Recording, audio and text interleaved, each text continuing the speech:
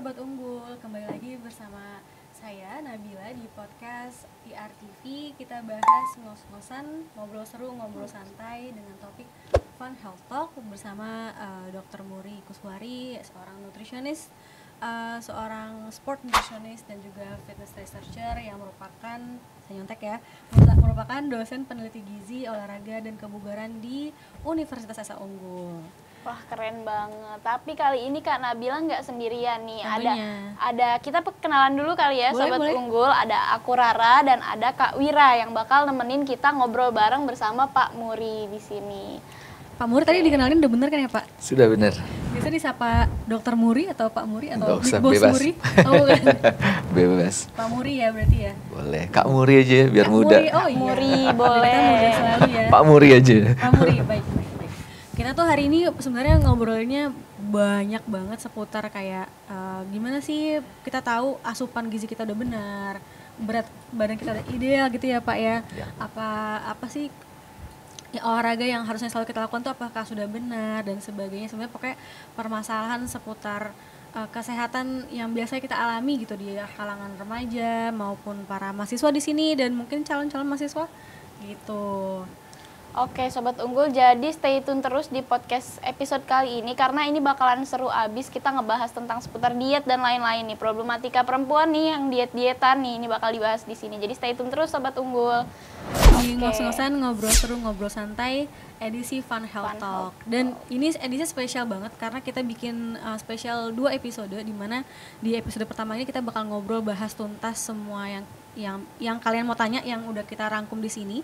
Dan nanti di episode kedua kita akan mengadakan, kita demo ya, praktek gerakan-gerakan yang apa ya, yang biasa dicari-cari nih, apa sih gerakan yang pas untuk membakar lemak di perut misalnya gitu ya, atau enggak gerakan yang cocok untuk perempuan atau yang buat laki-laki, karena ilmu itu sebenarnya nggak semuanya benar yang beredar di internet ataupun yang ada di umum gitu ya. Jadi kita mau kupas yang mana yang benar.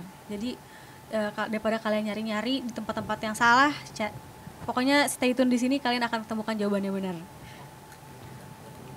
Oke, aku mau tanya nih Pak, kan problematika perempuan nih ya Pak, kalau dia tuh pasti susah banget turunnya, diet tapi nggak kurus-kurus, itu kira-kira kenapa ya Pak ya? Karena saya sendiri juga merasakan nih Pak, udah diet lama tapi nggak kurus-kurus, segini aja. Nah, ini yang sering terjadi nih, bahwa perasaan-perasaan yang dibawa di programnya. Perasaan kok nggak turun-turun gitu ya? Udah lama deh. Perasaan udah Padahal lama. udah turun. Padahal udah turun. Tapi sebenarnya yang belum dilakukan adalah mengukur secara rutin. Misalnya, kalau berat badan tuh per minggu lah ya.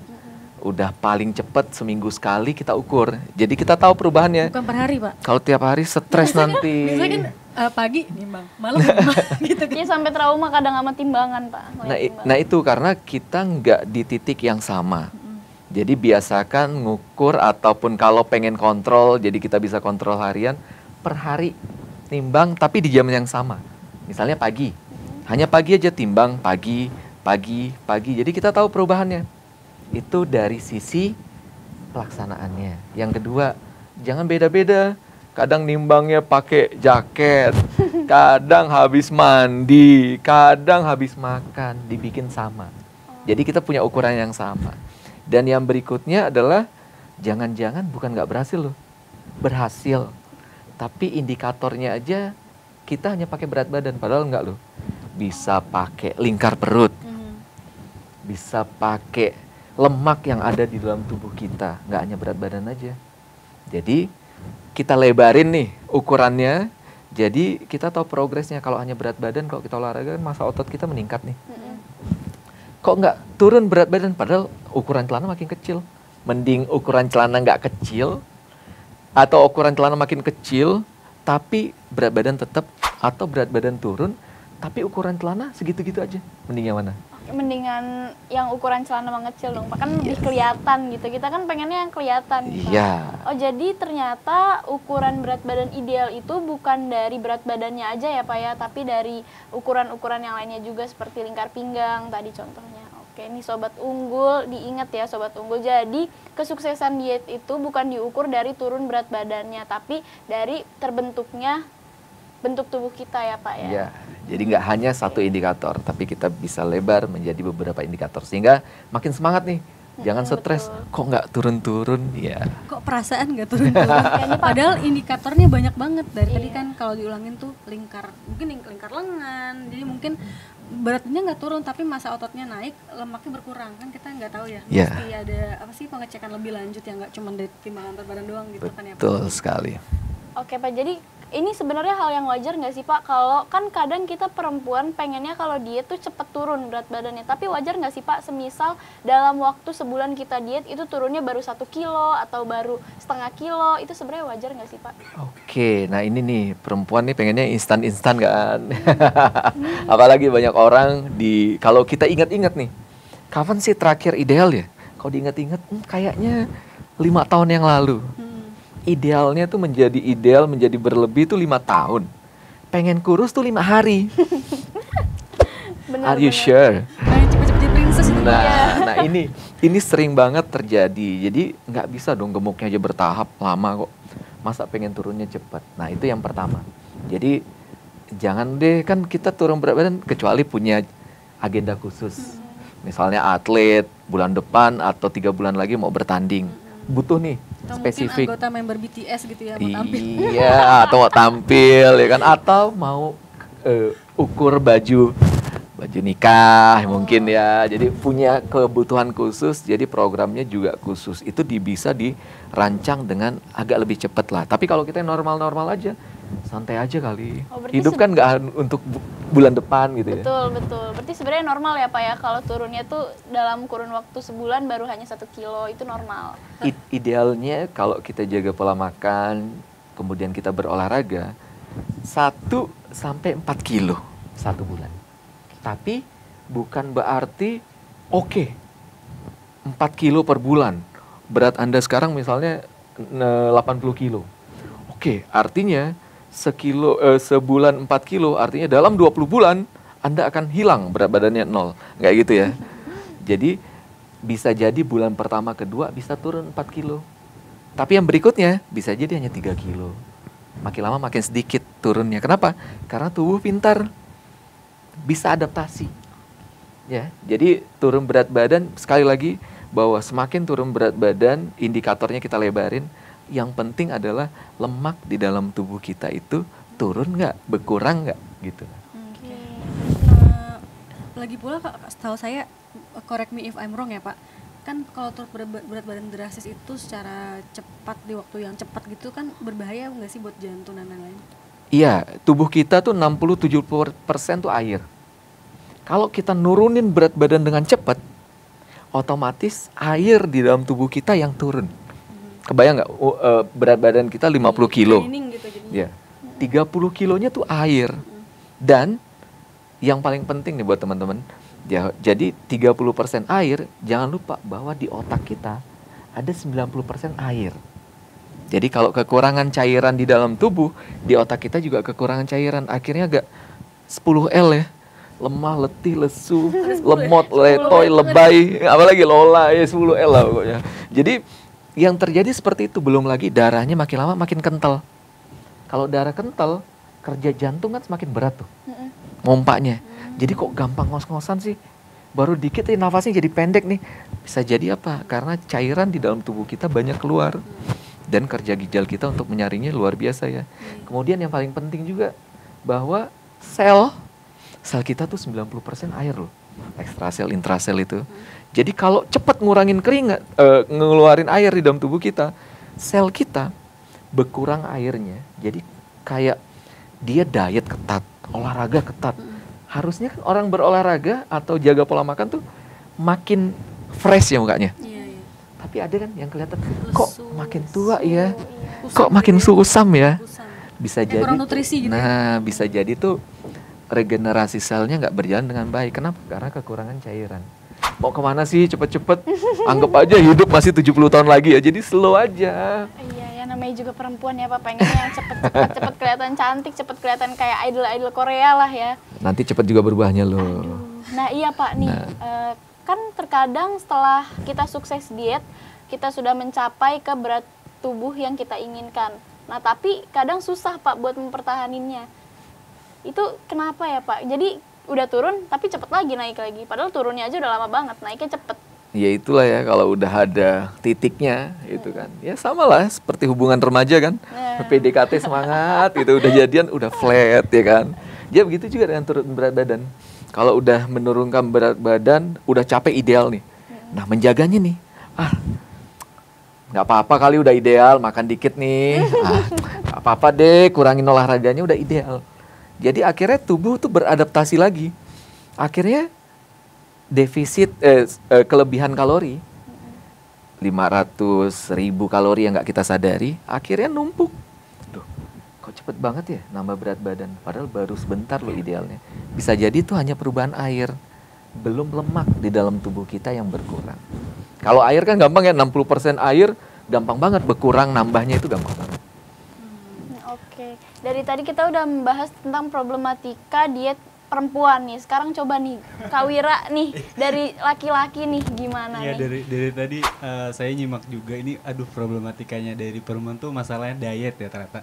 Tapi kalau dari saya pribadi dan mungkin sobat-sobat unggul juga, terutama untuk cowok-cowok yang memiliki badan yang kurang ideal atau enggak ideal.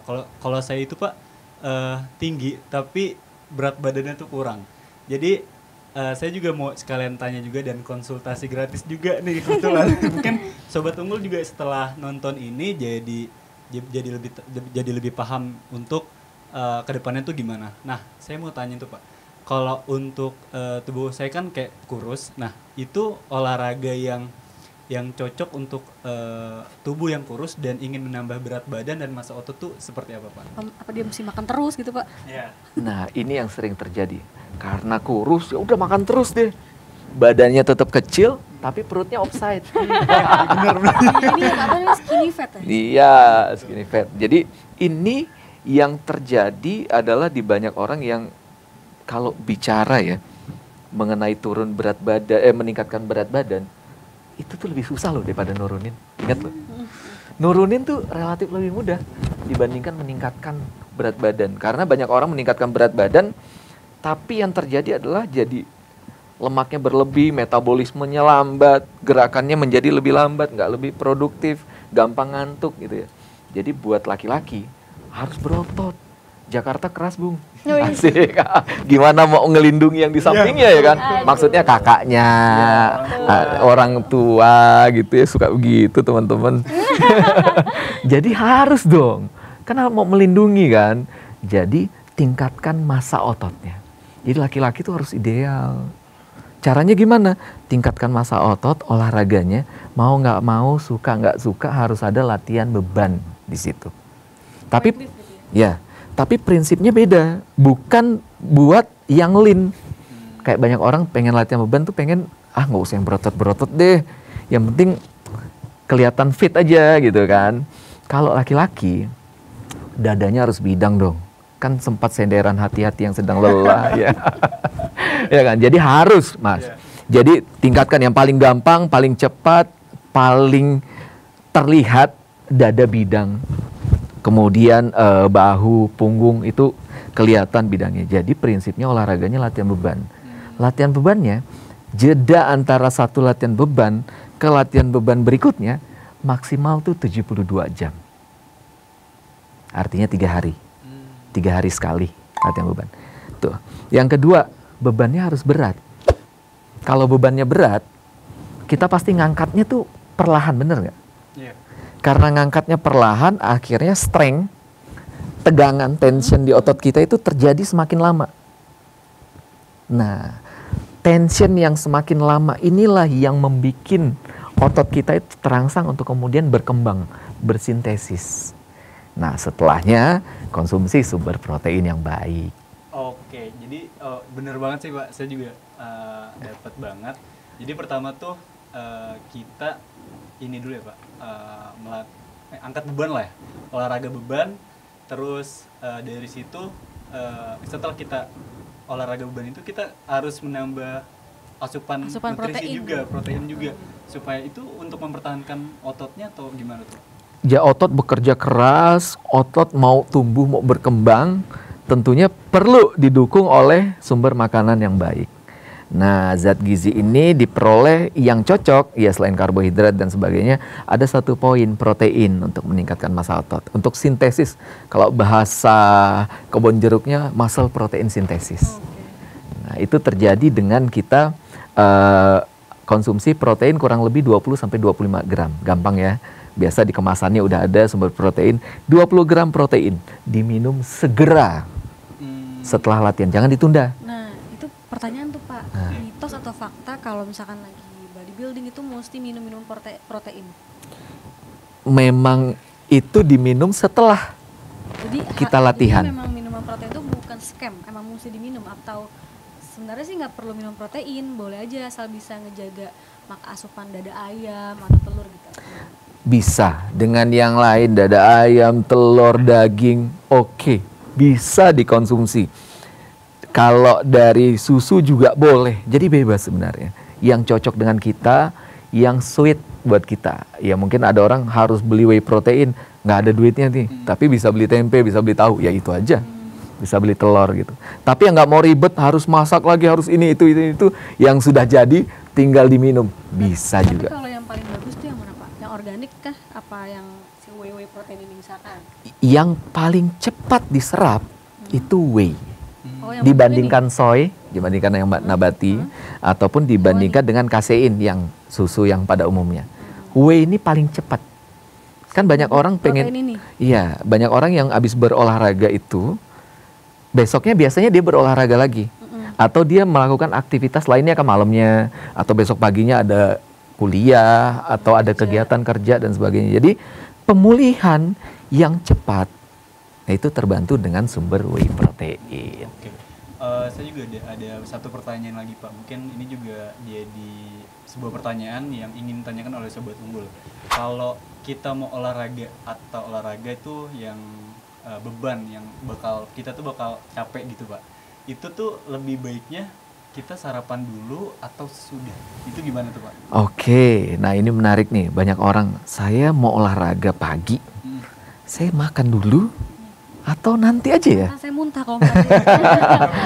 Gini, kalau Anda olahraganya intensitasnya ringan atau nggak terlalu berat, kayak di Car Free Day, lari-lari kecil gitu ya. Tapi volumenya panjang nih, waktunya panjang. Anda bangun pagi minum secukupnya atau jus atau apa yang kecil, it's okay. Tapi kalau mau latihan beban, latihan yang berat, intensitasnya tinggi, mau high intensity atau calisthenics, ya kan? Anda konsumsi. Konsumsinya kapan? 1 jam sebelum Anda latihan itu makan, kalau presisinya 1 gram dikali berat badan. Itu berat yang kita makan. Berat 50 kilo artinya 50 gram.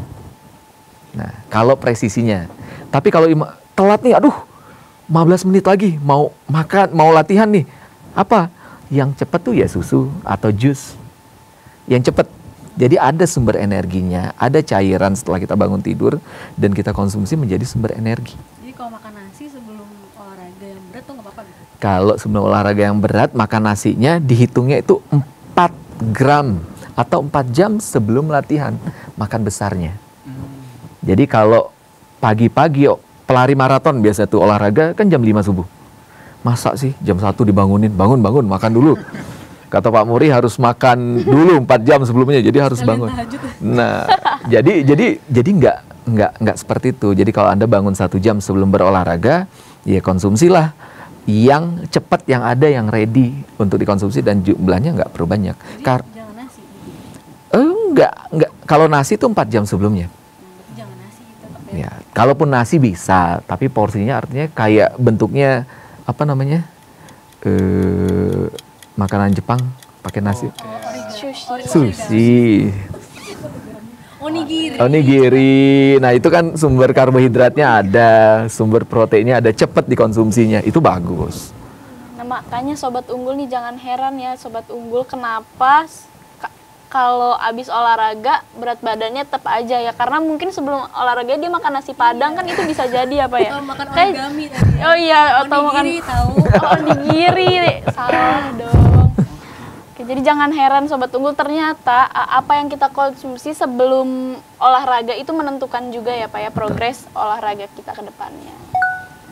Oke, kita lanjut. Pertanyaan banyak banget nih Pak. Soalnya pada nanya ke kita kumpulin, mau nanya langsung ke Pak Mun karena gratis. Oke, ini kita tuh tahu dari mana kalau kita tuh kelebihan berat badan atau kita justru kekurangan berat badan? Tahu dari mana? Oke, nah ini penting nih supaya kita nggak pakai tadi perasaan yang mendalam.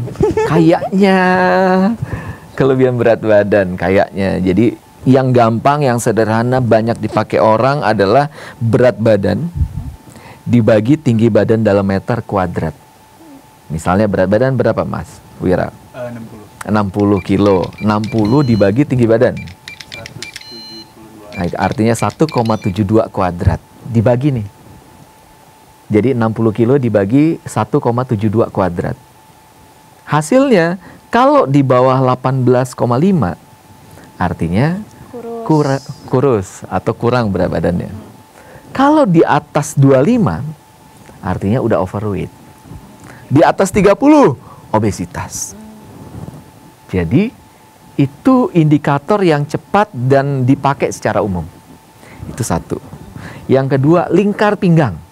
Jeng jeng. Laki-laki cek lingkar pinggangnya. Kalau di atas 80 cm artinya kelebihan berat badan.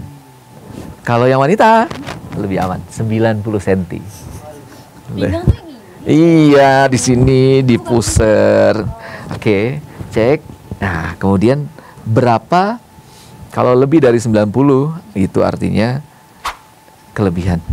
Sayang sekali. Nah, Kelebihan. itu jadi yang pertama kan dari tampilan ya, tinggi badan, berat badan, tampilannya, looknya. Yang kedua dari perut, ya kan, itu indikator. Yang ketiga, Jadi pegang-pegang perut. Iya, aduh ngecek. yang ketiga adalah dari isinya. Caranya gimana? Kita lihat persen lemak di dalam tubuh kita. Itu Yang pakai timbangan khusus itu ya Pak? iya, kita di sini ada dan kita punya yang salah satu yang terbaik lah. Yuk kita nimbang yuk. Iya.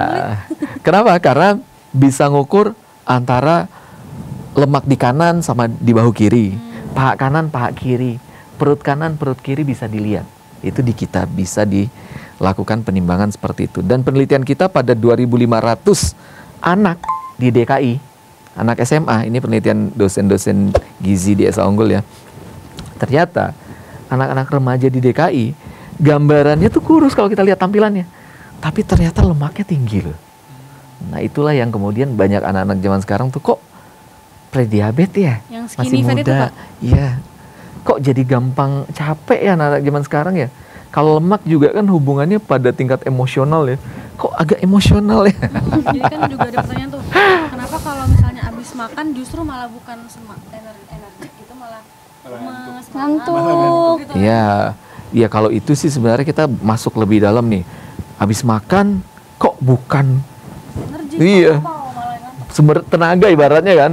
Tapi kenapa malah jadi ngantuk? Itu bisa jadi adalah tadi densenya dari makanan kita ternyata tinggi sumber-sumber makanan yang pengolahannya itu berat.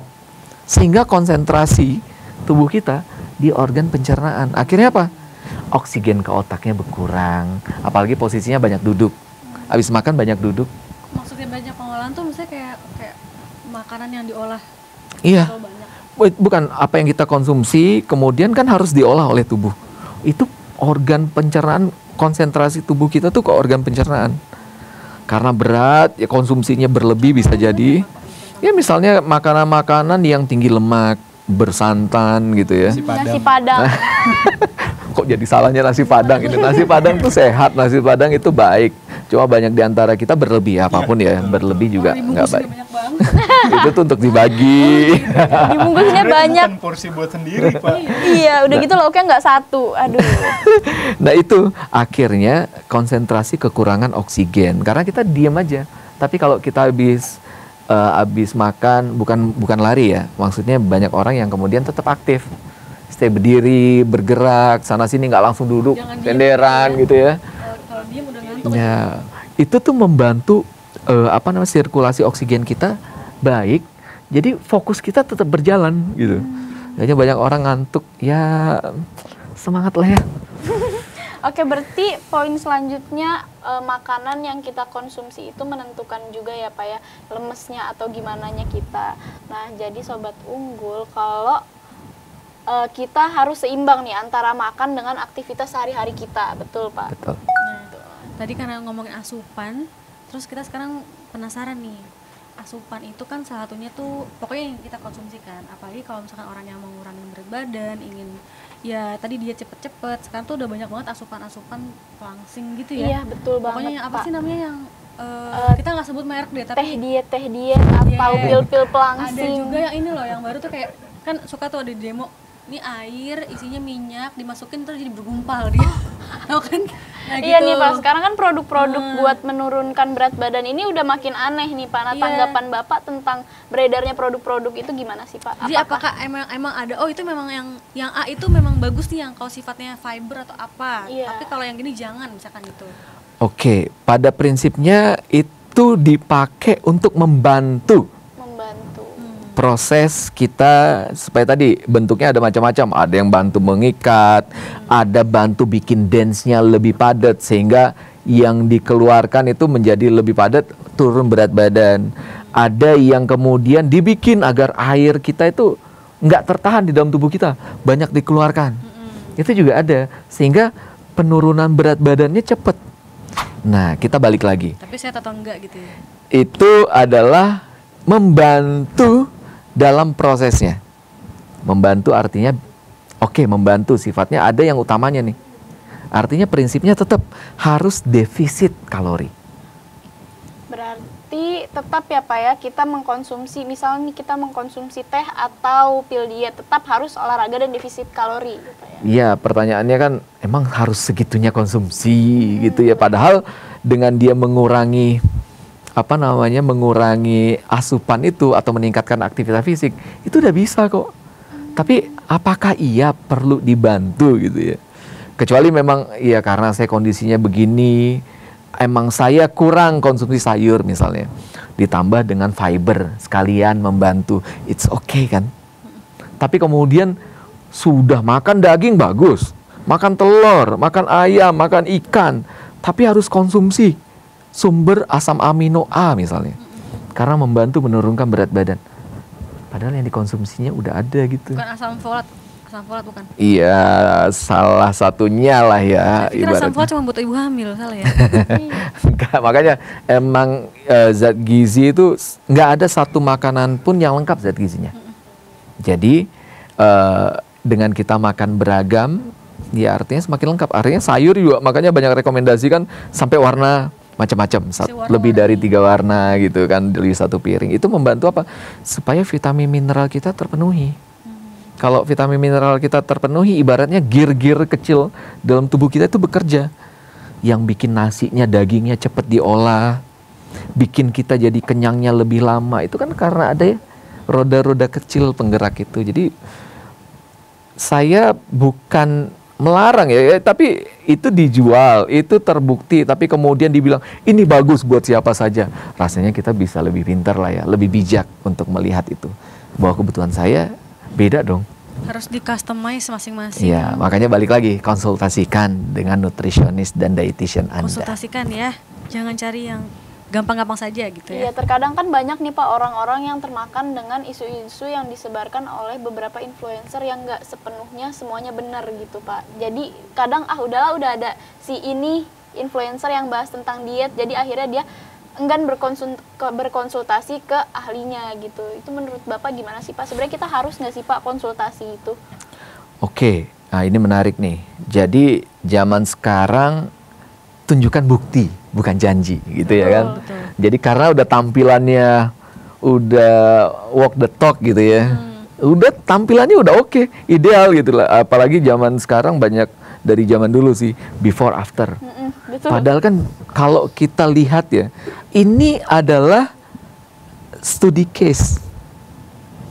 Belum tentu cocok. Betul. Setiap orang punya preferensi masing-masing. Kemudian diklaim, Anda siapapun dengan makan begini, ini akan turun berat badan. Sama seperti saya. Nggak bisa. Karena tiap orang beda. Itu yang pertama. Yang kedua, lihat nih, saya lakukan ini pada diri saya. Tapi dia nggak nulis yang lainnya. Kita nggak tahu tuh, emang makanannya ditunjukin. Sebenarnya dia olahraga tuh treadmillnya 2 jam satu hari, ibaratnya gitu loh. Tapi nggak tergambarkan. Orang kan nggak tahu. Orang pikir, oh produk ini akan turun berat badan. Nggak dibaca lagi, padahal itu dilakukan ada olahraganya, perbanyak minum air, tidur cukup, itu yang nggak dibaca sama kita. Makanya zaman sekarang itu, bikin suatu produk atau bikin satu program, kalau gratis, orang nggak mau datang. Kalau mahal, gini aja misalnya kacamata nih. Kalau kacamata ini harganya 25.000, wah naruhnya sembarangan. Tapi kalau 25 juta, lihat dibaca tuh petunjuk pemakaian. Harus disimpan di suhu 16 derajat, disimpan loh. Cairannya harus yang ini, bener gak? Gitu juga dengan diet, gitu mahal. Ada tuh catatannya, produknya mahal. Setiap pagi Anda harus jalan minimal 30 menit. Nggak konsumsi pun sebenarnya bisa. Tapi gara-gara udah sayang, udah mahal bayarnya, diikutin. Kemudian harus sebelum makan minum segelas sampai 2 gelas, diikuti. Sebenarnya nggak pakai produk tersebut juga bisa kok. Mungkin itu jadi sugesti aja ya Pak Iya. ya, minum ini harus ini. Padahal tanpa minum produk itu pun sudah sangat bisa ya Pak ya. Betul. Jadi, tapi kan butuh trigger kan. Gue Iya, udah bayar betul. mahal nih, masa sih nggak berhasil, bener nggak sih? Benar. Nah itu yang perlu kita bangun, kita sama-sama paham. Jadi bukan berarti pakai produknya, tapi dengan kita mengikuti gaya hidupnya. Nah ini yang perlu kita. Berarti yang perlu diperbaiki lagi-lagi adalah pola hidup. Diet itu sebenarnya nggak perlu mahal ya Pak ya, karena banyak juga di sekitar kita yang bisa mendukung kita untuk diet. Kayak misalnya makanan-makanan aja, nggak perlu pakai yang mahal-mahal kayak tempe, tahu gitu juga sudah bisa membantu program diet kita. Dan tadi lagi-lagi ya untuk produk pelangsing sebenarnya tidak perlu dipakai pun sudah bisa jika kita pola hidupnya benar dan baik. Jadi jatuhnya lebih ke suplemen gitu kan, membantu, namun juga tetap harus diperhatikan istilahnya ini tuh cocok nggak untuk tipe badan seperti kita, atau kita mungkin punya masalah-masalah kesehatan tertentu yang orang lain nggak punya kan, jadi mesti Betul. diperhatikan. Nah tadi karena kita ngomonginnya tuh udah ke arah diet itu nggak perlu mahal. Nah sekarang ini kan jenis diet banyak banget Pak. Betul. Saya sampai nggak bisa hafal tuh ada diet apa sih, ada intermittent fast, lain-lain. Nah tapi sebenarnya mungkin diet apa, mungkin yang pengen diketahui lebih kayak diet apa yang paling efektif gitu misalnya. Oke. Cepat gitu misalkan. Diet apa ya? Balik lagi ya. Wanita tuh pengennya cepet-cepet Iya, loh, kan soalnya makanya. kan, kalau misalkan dibilangnya nih diet apa yang cocok sama saya, kan masalahnya saya kan saya, yang lain kan bukan saya juga gitu kan. Iya. Tapi kita nanya diet apa yang kalau dari pandangan Pak Muri ini tuh diet yang paling bagus, mungkin secara general ini deh yang bisa dipilih kalau misalkan nggak konsultasi khusus misalnya gitu. Oke. Prinsipnya yang pertama, diet tuh kan merubah pola makan ya. Pola makan kita. Jadi kalau ditanya paling efektif, prinsipnya yang harus dipegang, yaitu membuat jadi defisit kalori. Nah itu nih, prinsip defisit kalori itu harus terjadi. Jadi dengan diet-diet yang ada, terjadi defisit kalori, ya pasti akan turun. Itu satu. Yang kedua, kalau klaim dietnya adalah ini bagus buat semua, nah itu menjadi pertanyaan tuh. Ya kan? Jadi diet itu preferensi masing-masing. Kemudian yang berikutnya, dietnya ini kemudian kalau menghilangkan, misalnya no carb, no protein, itu artinya kan menghilangkan salah satu sumber zat gizi yang sebenarnya dibutuhkan tubuh kita. Artinya kan ada yang hilang di tubuh kita nih prosesnya. Menjadi nggak baik, kecuali dia punya kebutuhan khusus. Ya balik lagi konsultasi. Tapi secara general, mana yang sweet buat Anda, itulah yang dipakai. Misalnya, intermittent fasting. Itu terbukti, banyak banget penelitiannya. Terbukti loh, menurunkan berat badan. Tapi pertanyaannya, kita perlu nggak sih intermittent fasting? Sampai open 6 jam, 12 jam gitu ya. Kalau kita muslim, puasa aja. Puasa Senin Kamis, artinya 2 hari dari 7 hari. Ngurangin 30% asupan kita. Kalau ngurangin di piring, kurangin setengah deh. Ini potensi buat nyemilnya tinggi nih. Tapi kalau intermittent fasting, kita ngurangi di periode 1 minggu. Kalau muslim ya puasa Daud aja. sehari puasa, sehari nggak sehari puasa, itu 50% loh. Masuk surga lagi. Ibaratnya gitu. Tapi banyak, kenapa kalau puasa itu 30 hari, kok kebanyakan gimana? Kalau habis puasa, turun apa naik? Habis puasa bukannya lebaran malah lebaran. Malah lebaran. Nah ini yang terjadi adalah kalau kita berulang, tubuh ini pintar banget loh. Dia akan menyesuaikan, mobil aja menyesuaikan kok. Kalau udah mulai bensin habis gitu, mulai matiin AC, mulai agak nggak dingin, karena dia penyesuaian. Gitu juga dengan tubuh. Puasa itu 30 hari, di seminggu pertama turun tuh berat badan. Tapi sisanya, tubuh udah menyesuaikan. Tidur aja ibadah, perbanyak tidur dong. Iya kan? Akhirnya apa? Aktivitasnya kurang, makannya jadi berantakan menjelang buka puasa, nanti menjelang lebaran pola makannya berubah. Jadi diet, balik lagi ke diet apapun itu cocok asal sudah dikonsultasikan. Jadi nggak ada yang kemudian Anda diet A, Anda diet B, Anda diet C, kemudian diet C menghina diet A. Diet C menghina diet B, diet B menghina. Jadi nggak ada. Apalagi diet shaming. Diet shaming. Iya. Semuanya di shaming. Nah, Jadi itu. memang balik lagi untuk semuanya itu lebih baik dikonsultasikan kepada ahlinya dulu. Betul, jadi kita enak karena itu seumur hidup kan yang kita lakukan. Jadi kita udah tahu polanya. Oke, kalau kondisi banyak aktivitas, oh saya perbanyak konsumsi ini. Oh lagi musim yang butuh daya tahan tinggi nih. Oh saya lebih banyak konsumsi ini. Aktivitas saya banyak malam nih. Artinya banyak begadang, saya butuh antioksidan, saya perbanyak ini. Kayak gitu kan enak ya. Kita udah tahu polanya. Nah, Oke, baik. Pak, diet ini kan sebenarnya nggak jauh-jauh dari gizi ya, gitu kan. Makanya kenapa di Esa Unggul ini ada prodi gizi gitu ya Pak. Nah, sebenarnya kenapa sih orang-orang tuh mesti pilih prodi gizi di Esa Unggul misalnya? Selain kita yang pertama prodi gizi di Indonesia, bener ya Pak ya? Gitu Pak, mungkin. oke, prodi gizi di Esa Unggul yang pertama adalah memang berdirinya kita itu tua. Sama dengan Undip, sama dengan UGM umur kita. Swasta pertama di Indonesia. Yang kedua, dietitian kita, profesinya kita juga yang pertama di Indonesia swasta. Program profesi dietitiannya ya? Iya, swasta pertama, hanya 10 kampus di Indonesia dan kita salah satunya. Yang berikutnya kita punya keunggulan yang nggak ada di kampus gizi manapun se-Indonesia. Yaitu fokus kita punya keunggulan di bidang gizi olahraga. Jadi ngejawab permasalahan berat badan ke remaja-remaja, ke orang tua atau pekerja gitu ya. Jadi kita ngomongnya multi approach. Nggak hanya kita ngomongin dietnya ini, tapi kita juga bisa ngomong olahraganya ini. Kalau ke atlet begini. Jadi ini unggulan yang memang tidak ada dimiliki oleh kampus gizi manapun. Jadi sejelas ya lulusan prodi gizi Esa Unggul memang sangat berbeda daripada lulusan lainnya. Dan akreditasi kita A. Wow, unggul ya seperti Yeay. Esa Unggul gitu. Jadi untuk teman-teman yang memang minatnya, passionnya terhadap nutrisi, gizi, kebugaran dan so on gitu ya. Universitas Esa Unggul prodi gizinya bukan main-main guys. Apalagi dosennya salah satunya adalah Pak Dr. Muri yang super keren ini. Terima kasih.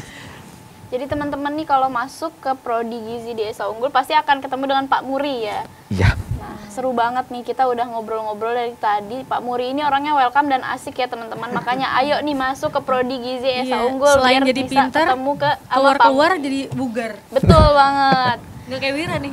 Ya, bercanda. Kalau langsung jadi sesehat Pak Muri langsung Kan baru kenalan ya. atletis gitu. Iya. Kayaknya Oh. balik dari sini saya langsung tiba-tiba olahraga. Langsung nge-gym ya. sewa PT langsung planking juga. depan sana, planking langsung ya.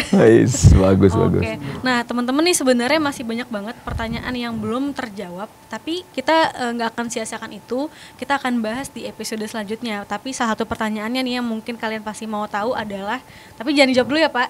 Kita mau nanya, kalau gym itu perlu nggak sih atau cukup workout aja di rumah? Nah, mau itu tahu nggak jawabannya? pertanyaan yang menarik Ya banget nih kan? sobat. Tapi jangan dijawab dulu Unggul. Pak, biar pada datang nih ke episode 2 kita. Kemudian kita juga mau nanya, kan kita ini kan waktunya nggak banyak sebenarnya ya. Jadi tuh workout seperti apa sih yang efektif dan gak makan waktu banyak tapi sebenarnya sehat untuk kita. Itu kita mau kasih contekannya juga di episode kedua. Dan kita nggak cuma ngobrol doang, kita mau langsung peragain langsung bersama Dr. Muri, Pak Muri, seorang nutrition specialist ya Pak ya, nutrition specialist, sport researcher dan juga sport nutrition. Oke, sampai jumpa lagi di episode kedua. Stay tune terus di channel Universitas Esa Unggul, di podcast kita ngos-ngosan, ngobrol seru, ngobrol santai. Sampai bertemu di episode selanjutnya. Bye.